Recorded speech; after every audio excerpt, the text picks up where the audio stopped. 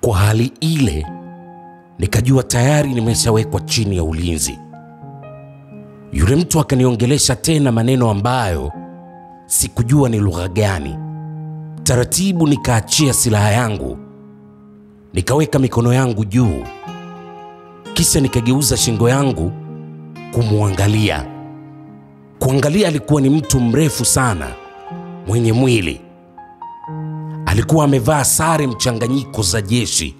Akaniashiria nisimame, nitembee nielekee kule walipoenzie. Basi nikapiga hatua kutangulia. Yeye akaokota silaha yangu, akawa anakuja nayo nyuma. Kwa maarifa nilionayo mimi kama komando, kwa jinsi yule askari alivyoniweka chini ya ulinzi, ilikuwa ni rahisi sana kwangu kummaliza na kujitoa chini ya ulinzi kabla hata hajanifikisha kule kwa wenzie. Nikafikiria kufanya hivyo, lakini likanijia wazo kuwa nikitii anachoniamrisha yule askari, atanipeleka pale kwa wenzake kwenye ile kambi yao, na nitawekwa na mateka ambao wako pale kwenye kambi yao ya muda, kitu ambacho kitanirahisishia kukagua vizuri wale mateka na kuona kama mama yangu yupo pale. Nikajiambia kwa idadi ya wale askari wote wa ile kambi, bado nina uwezo wa kuwashinda kimapambano. Nikajiambia acha nitii amri yake ili niende kumwangalia mama yangu kwenye wale mateka. Basi nikatembea mpaka tukafika kwenye ile kambi.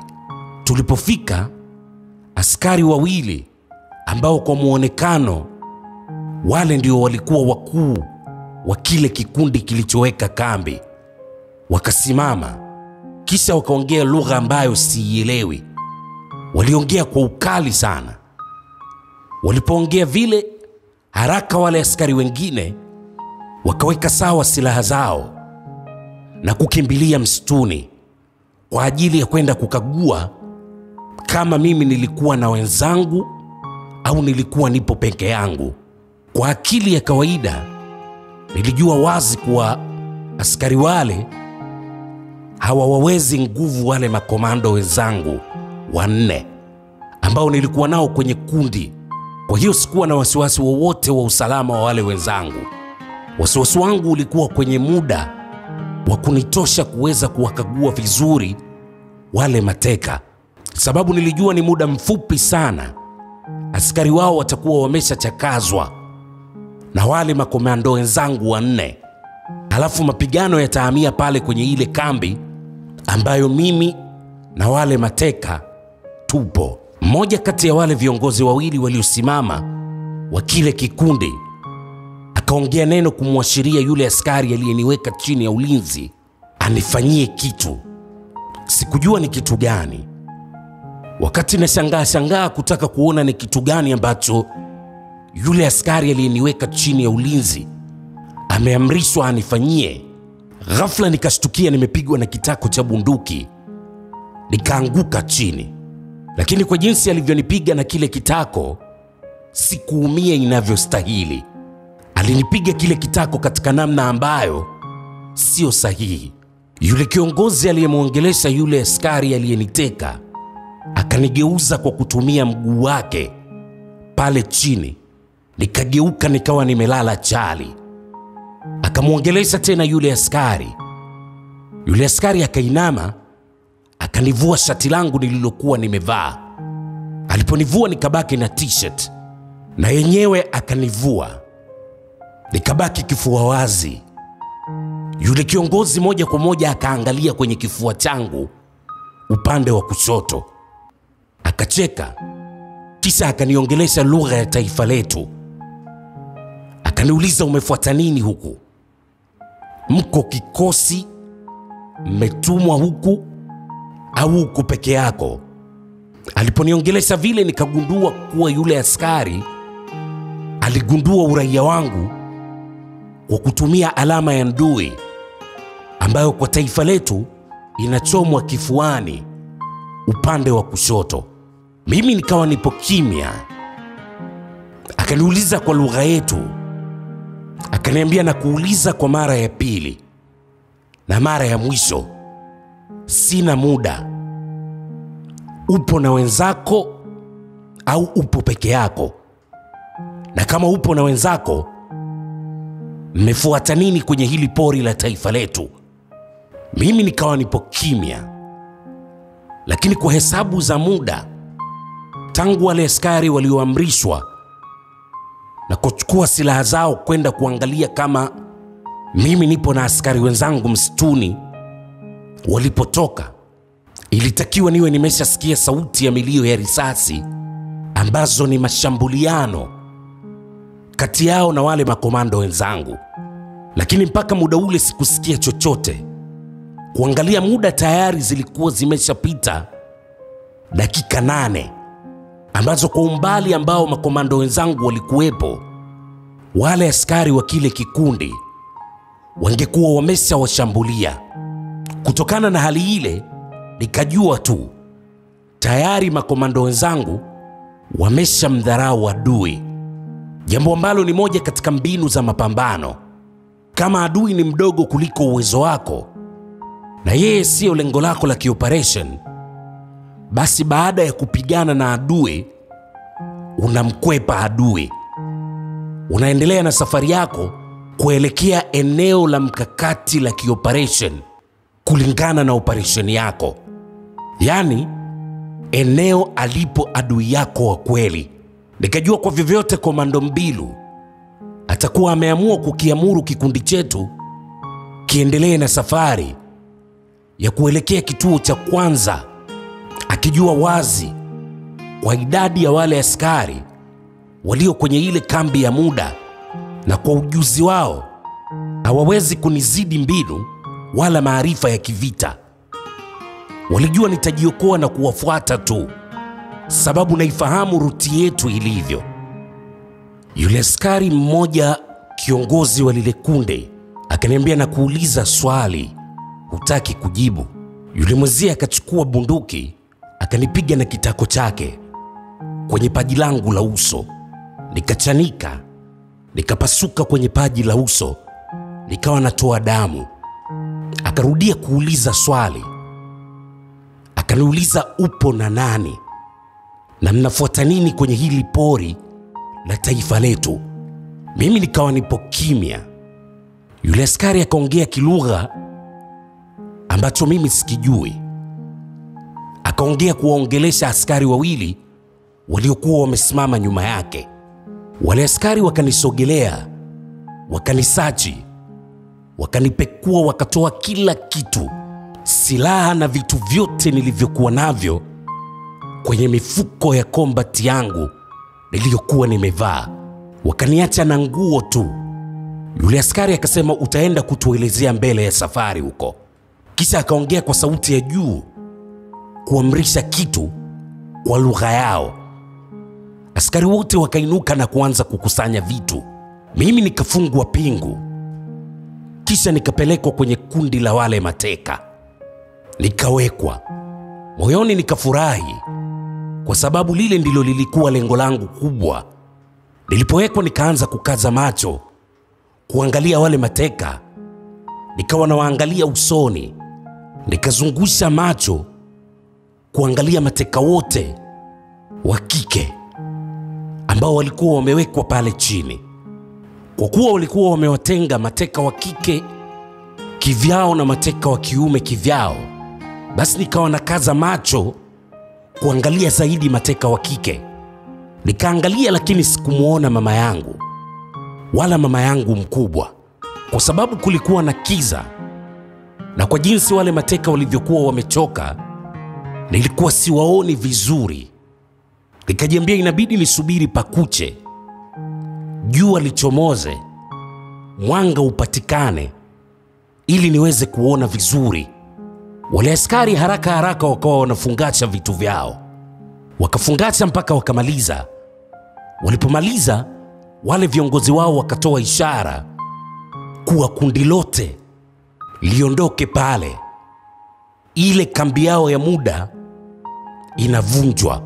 Basi askari waliokuwa wanalinda mateka wakazungumza kilugha chao kwa ukali sana.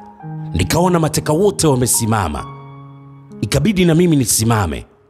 Tuliposimama ikatoka kauli nyingine kwa kilugha chao, huku yule askari wa nyuma akiwasukuma mateka waliokuwa wako nyuma watembee, waondoke. Basi watu wote tukapiga hatua kuondoka. Tukatembea katika utaratibu wa mateka kuwekwa kati. Mbele kulikuwa na kundi la askari na nyuma kulikuwa na kundi la askari na wale viongozi wao wawili wa kile kikundi chote kilichokuwa kimeweka kambi pale porini. Tukatembea mpaka pakaanza kupambazuka. Nikaangalia jinsi mwanga wa mapambazuko ulipoanza kutengenezea weupe. Nikagundua kuwa ilikuwa ni saa 11:15 mpaka saa 11:20. Kati ya muda huo nikajiambia tayari makomando wenzangu watakuwa wameshakutana kwenye kituo chetu cha kwanza tulichokubaliana kukutana kwa mujibu wa ruti yetu, ambacho kilikuwa ni mwanzoni mwa mlima. Kwa hesabu za muda nikajiambia pakisha pambazuka vizuri, nitakagua vizuri mateka wote wanawake ili nijiridhishe kuwa mama yangu yupo au hayupo. Nikisha jua kama yupo au hayupo, ndio nitalazimika kupambana na wale askari ili niweze kuondoka na kwenda kukiwahi kikosi cha makomando wenzangu kwa mchoro wa ruti yetu tulivyoipanga. Kwa jinsi tulivyokuwa tunatembea, uelekeo wa lile kundi la wale askari na sisi mateka wao ulikuwa unakwenda kinyume kabisa na ruti yetu, sababu kadiri palivyokuwa panazidi kupambazuka nikawa na uona mlima ambao ndio tulitakiwa kupita katikati kwa mujibu wa ruti yetu ukiwa upande wetu wa kushoto. Tulikuwa tunatembea kama tunauzunguka. Nikawa na uangalia tu ule mlima huku najiambia makomando wenzangu watakuwa wapo katikati ya ule mlima, wanaendelea na ruti kwenda kwenye kituo chetu cha pili cha kukutana. Basi tukawa tunatembea kwa utaratibu ule ule, askari mbele, askari nyuma, sisi mateka tupo kati. Tukatembea mpaka pakapambazuka kabisa. Nikawa naweza kuangalia na kuona vizuri sura za mateka wote wa kike. Nikawa naangalia kwa umakini mkubwa sana. Nikawaangalia mateka wanawake mmoja baada ya mwingine. Nikawaangalia wote. Sikufanikiwa kumuona mama yangu wala mama yangu mkubwa. Mateka walikuwa wamechoka sana. Walikuwa wana kiu, lakini walikuwa wamejaa vumbi kwenye nguo zao na nywele zao. Ilikuwa inahitaji jicho la umakini sana kuweza kutambua mtu katika wale mateka, sababu wengi wao wanaonekana sura walizonazo hazikuwa sura zao za halisi. Zilikuwa ni sura za kuchoka kwa umateka waliowekwa. Nikawa nimeshajiridhisha kuwa mama yangu hayupo kwenye kundi lile la mateka. Jambo la pili nililotaka kujiridhisha ni kujua kuwa wale mateka ni mateka wa kabila gani na wale maaskari ni maaskari wa kabila gani, ili nijue nipo kwenye kundi sahihi. Basi wakati tunatembea nikawa najisogeza karibu zaidi na mateka wa kiume ambaye alikuwa pembeni yangu. Lengo ni kutaka kujaribu kumuongelesha lugha ya nchini kwetu au Kiingereza au Kifaransa, nione kama kuna lugha yoyote kati ya hizo anayoweza kuzungumza. Nimuulize kuwa yeye ni kabila gani, lakini nimuulize pia taarifa kuhusu mwelekeo wa lile kundi la wale maaskari. Basi nikajisogeza mpaka nikafanikiwa. Nikamuongelesha lugha ya nchini kwetu yule mateka wa kiume aliye pembeni yangu. Nilipomuongelesha akawa yupo kimya tu. Nikamuongelesha Kiingereza Akaniangalia, kisha akawaangalia wale maaskari, halafu kwa sauti ya chini akanijibu. Nikajiambia hapa sasa naweza kupata taarifa vizuri kuhusu huu msafara. Swali langu la kwanza kumuuliza, nikamuuliza yeye ni kabila gani. Nilipomuuliza akaniambia yeye ni Mtimba, ambalo ndilo kabila la baba yangu mkubwa, mume wa mama yangu mkubwa. Nikamuuliza kuhusu wale askari, ni kabila gani? Nilipomuuliza akaniambia lile ni kundi la askari wa kabila la Wandiba. Nikamuuliza wametekewa wapi?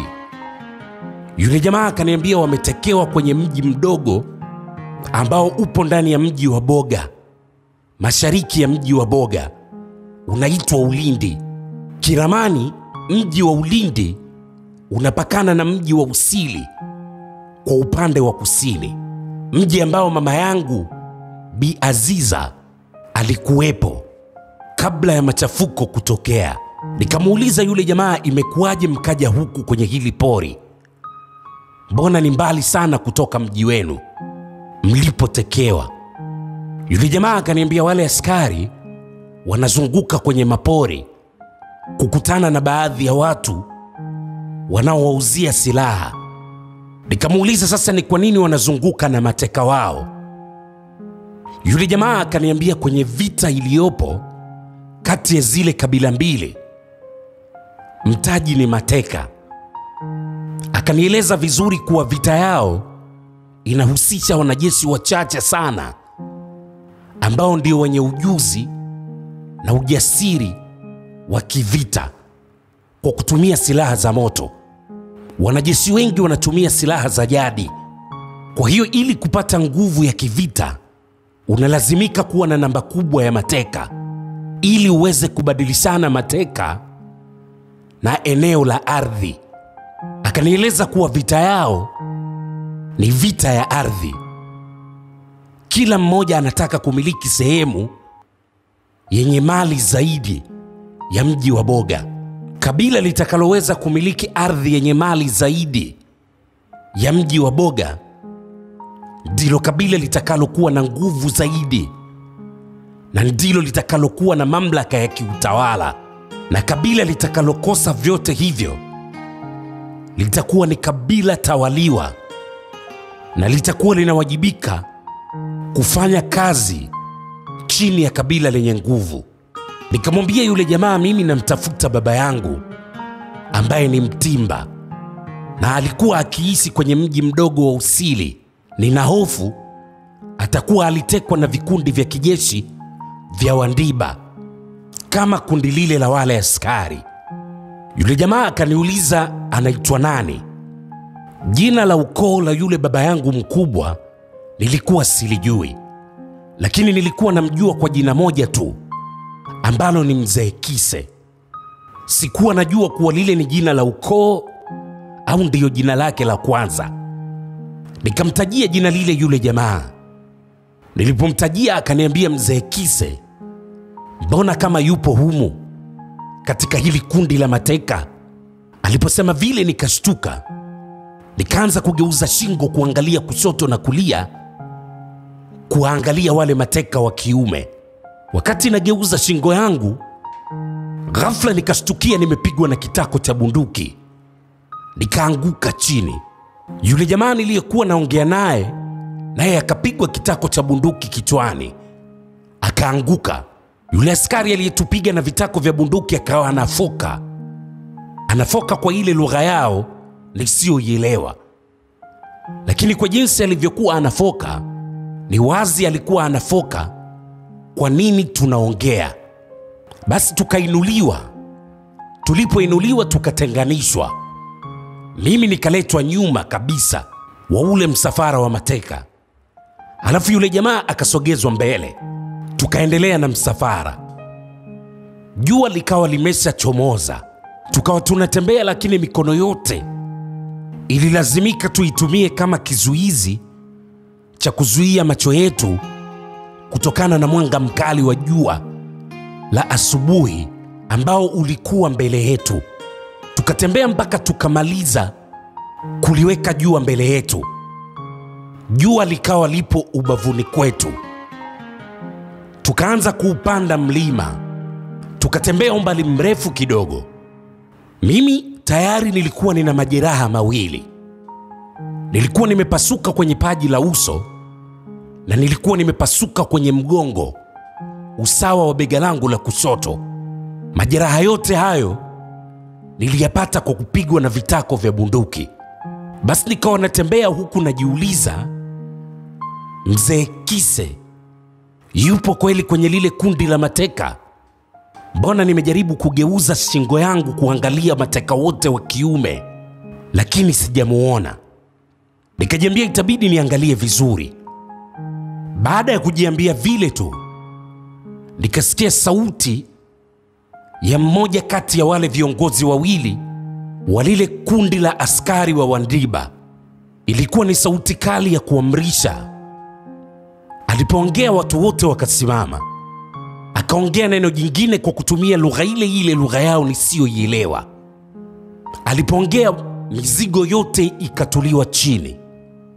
Askari waliokuwa wakitusimamia sisi mateka wakatuamrisha tukae chini. Basi mateka wote tukakaa chini. Tulipokaa nikasikia sauti ya mtu akiniongelesha lugha ya nchini kwetu huku akilia. Ilikuwa ni sauti iliyoniongelesha, wewe mtoto wa Aziza. Nikashtuka, nikageuka haraka kuangalia. Kumwangalia alikuwa ni mzee mtu mzima. Nikawa namwangalia kwa jicho la kujiuliza ni nani huyu. Akaniambia mimi ni mzee Kise. Nikashtuka kwa sababu alikuwa amekonda sana, tofauti kabisa na jinsi nilivyomuona mara ya mwisho tunaonana. Swali langu la kwanza kwake, nikamuuliza yupo wapi mama yangu. Yule mzee akashindwa kuongea, akawa analia kwa uchungu. Usikose sehemu inayofuata kesho saa 3 usiku.